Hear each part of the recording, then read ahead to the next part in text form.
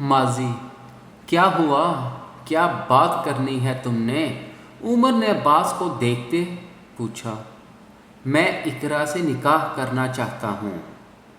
عباس نے عمر کے چہرے کے تاثرات دیکھتے ہوئے کہا، میں اسے اس دنیا سے دور رکھنا چاہتا ہوں اور تم چاہتے ہو کہ میں ہمیشہ کے لیے اس جہنم میں اسے لے آؤں؟ عمر نے سرد لہجے میں کہا۔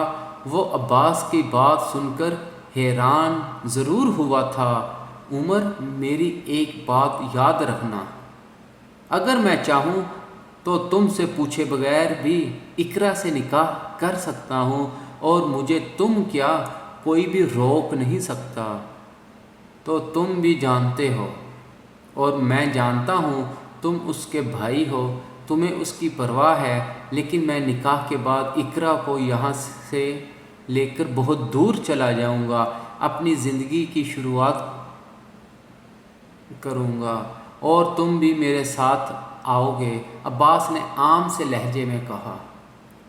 جہاں عمر کو عباس کی بات نے حیرت میں ڈالا تھا، وہاں اسے عباس کی آخری بات طیش دلا گئی تھی۔ تم تو اقرا کی خاطر سب کچھ چھوڑ رہے ہو، لیکن میں کیوں ان سب چیزوں سے دور جاؤں؟ عمر نے عباس کو گھورتے ہوئے پوچھا، جس پر عباس ہنس پڑا تھا۔ تم اپنی بہن کی خاطر سب کچھ چھوڑو گے؟ عباس نے مسکراتے ہوئے کہا، عباس، یہ سب کچھ اتنا آسان نہیں، یہ جتنا تم سمجھ رہے ہو۔ ہمارے بہت سے دشمن ہیں، اگر ان کو ذرا سی بھی بھنک لگ گئی تو ہمیں ختم کرنے میں ایک سیکنڈ نہیں لگائیں گے۔ عمر نے سمجھانے والے انداز میں کہا، تم فکر مت کرو، پاشا ہے نا، جیسا بھی ہے میرا بھائی ہے، ہمیں کوئی مسئلہ نہیں ہوگا۔ عباس نے یقین سے کہا۔ عمر عباس کی بات پر خاموش ہو گیا تھا، وہی تو سب سے بڑا مسئلہ تھا، اور جب یہ بات پاشا کو معلوم ہوئی تھی تو اس نے کیا ہنگامہ کرنا تھا اس کا بھی عمر کو اندازہ ہو گیا تھا۔ میں پاشا کو بتا کر جلد از جلد اقرا سے نکاح کر کے یہاں سے جانا چاہتا ہوں۔ پاشا بس واپس آ جائے تو میں اس سے بات کرتا ہوں۔ عباس نے کہا۔ عمر خاموش ہو گیا تھا، کیونکہ وہ جانتا تھا عباس نے اپنی مرضی کرنی ہے تو اس کے بولنے کا کوئی فائدہ نہیں تھا۔ شاہ میر کی گاڑی خراب ہو گئی تھی، اس وقت سڑک بھی سنسان تھی۔ پاشا بوکھلاہٹ میں بھاگتا ہوا شاہ میر کے پاس آیا۔ شاہ میر ایک پل کو ڈر گیا تھا۔ کون ہو تم؟ شاہ میر نے پاشا کو دیکھتے پوچھا، جو شکل و صورت سے اچھے گھر کا لگ رہا تھا۔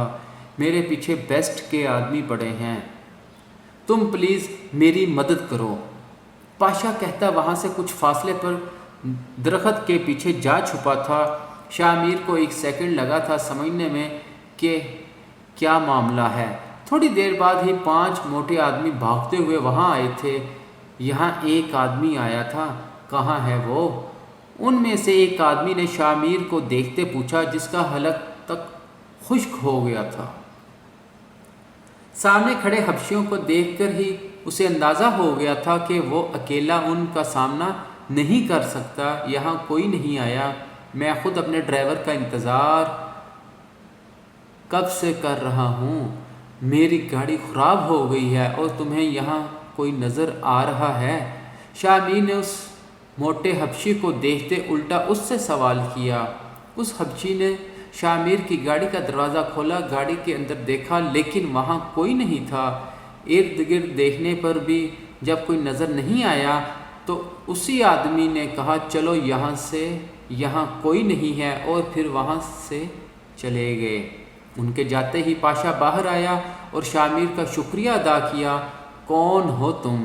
شاہ میر نے پاشا کو دیکھتے ہوئے پوچھا اور گاڑی سے پانی کی بوتل نکال کر پاشا کو دی۔ میرا نام پاشا ہے۔ پاشا نے ایک ہی سانس میں پانی پینے کے بعد جواب دیا، تم پاشا ہو؟ میں نے تو سنا تھا پاشا کافی بہادر ہے، اور تم تو بھاگ رہے ہو۔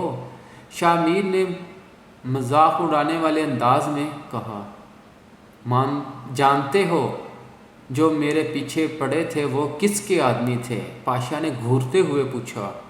شاہ میر نے کندھے اچکاتے ہوئے کہا، وہ بیسٹ کے آدمی تھے۔ پاشا نے دانت پیستے ہوئے کہا، اور بیسٹ سے مقابلہ کرنے کے ابھی میں لائق نہیں ہوں۔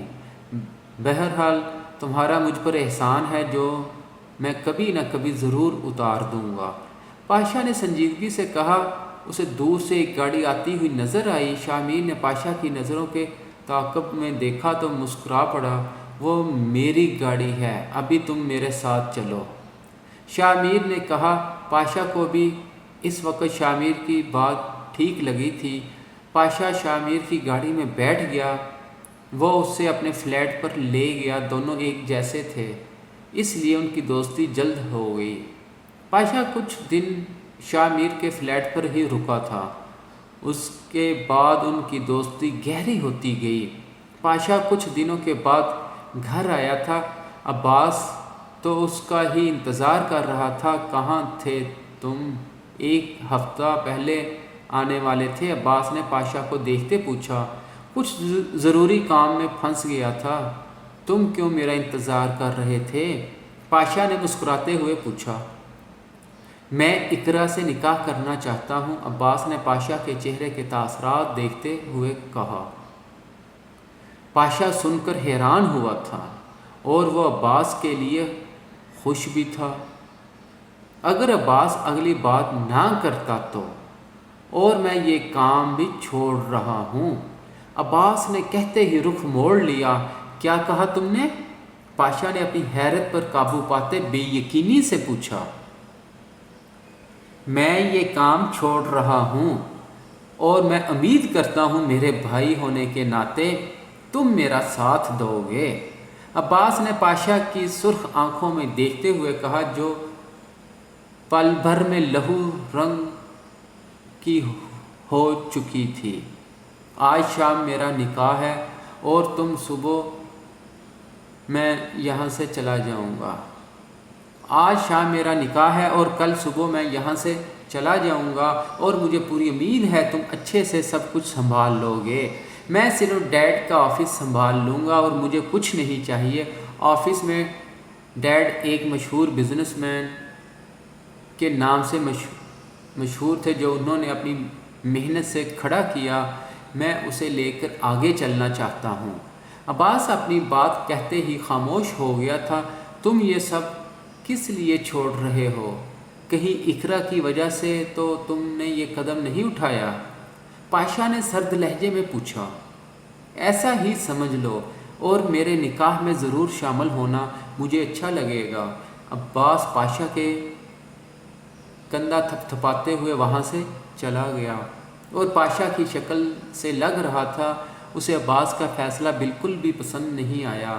تم اس لڑکی کی وجہ سے سب کچھ نہیں چھوڑ سکتے عباس، تم مجھے اکیلا چھوڑ کر نہیں جا سکتے، پاشا نے دروازے پر اپنی نظریں گاڑتے ہوئے غصے سے کہا۔ حال دوبیر بہت پیارا نام ہے، بالکل تمہاری طرح، اہل میر خان نے دوبیر کو دیکھتے کہا، جو ہلکا سا مسکرا پڑا تھا۔ پاس کھڑا کبیر جل بھن گیا تھا۔ کبھی میری تعریف تو کی نہیں، کبیر نے منہ میں بڑبڑاتے ہوئے کہا، جسے دوبیر بھی سن چکا تھا۔ دوبیر جب پہلی بار میرے میر سے ملا تھا تو وہ بہت متاثر ہوا تھا۔ میر نے خود کو بہت فٹ رکھا ہوا تھا۔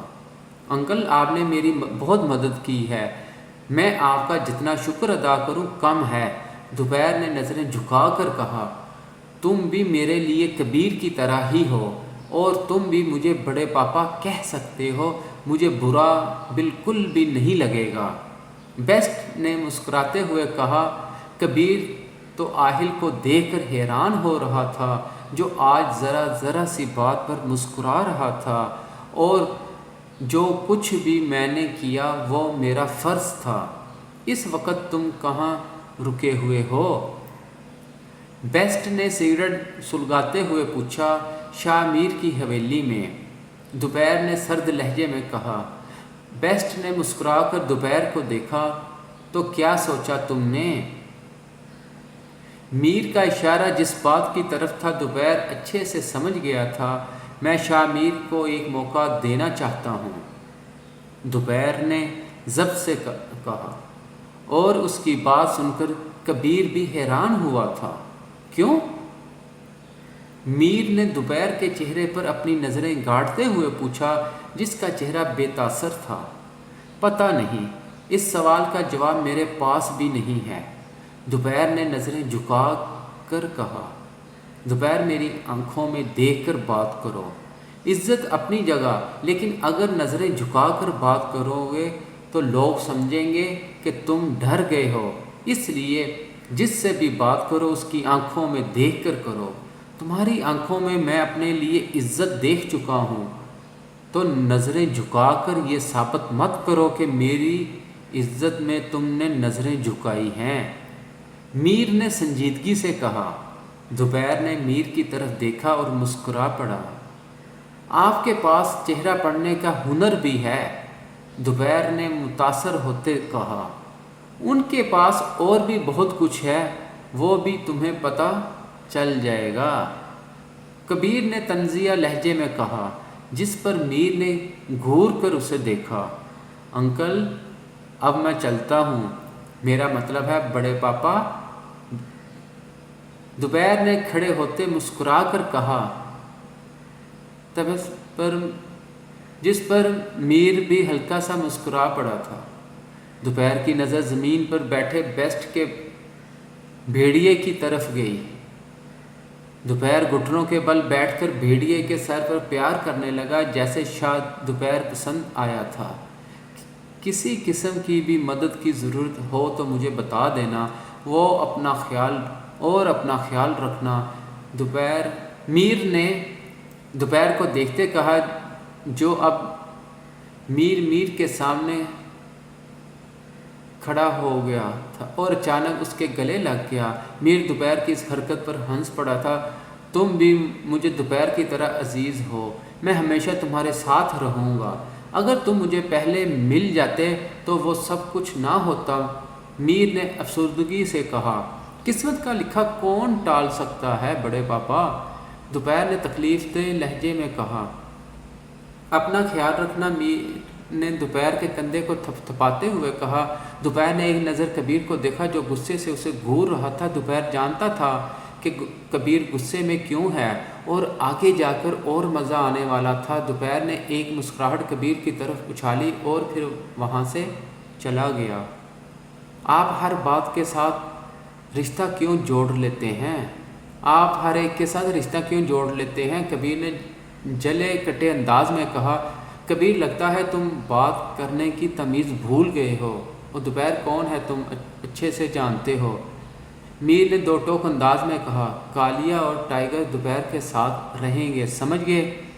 میر نے کبیر کو دیکھتے کہا، جو غصے سے میر کو گھور بھی نہیں سکتا تھا۔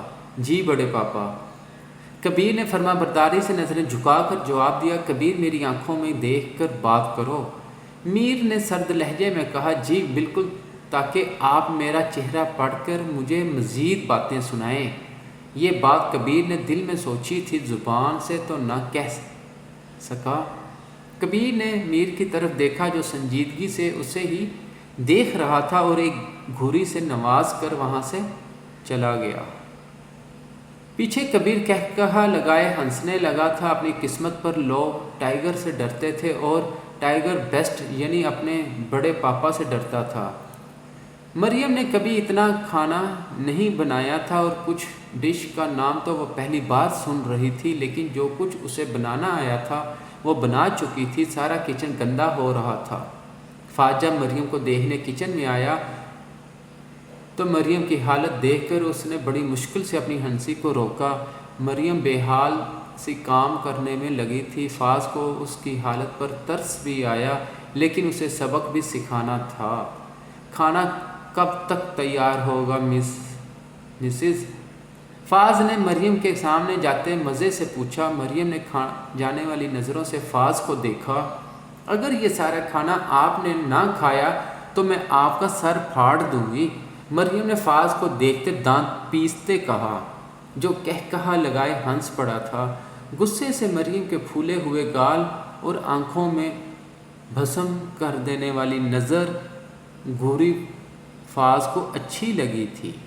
مسز، یہ کھانا تو میں باہر کے غریب لوگوں کے لیے بنوا رہا ہوں، اپنے لیے تو میں نے پیزا آرڈر کیا ہے، فاز نے مزے سے کہا، اور یہ سنتے ہی مریم کے ہاتھ میں جو بھی چیز آئی تھی اٹھا کر فاز کی طرف پھینک دی۔ وہ تو شکر تھا فاز نیچے جھک گیا، ورنہ اس کے اچھے بھلے چہرے کا ستیہ ناش ہو جاتا۔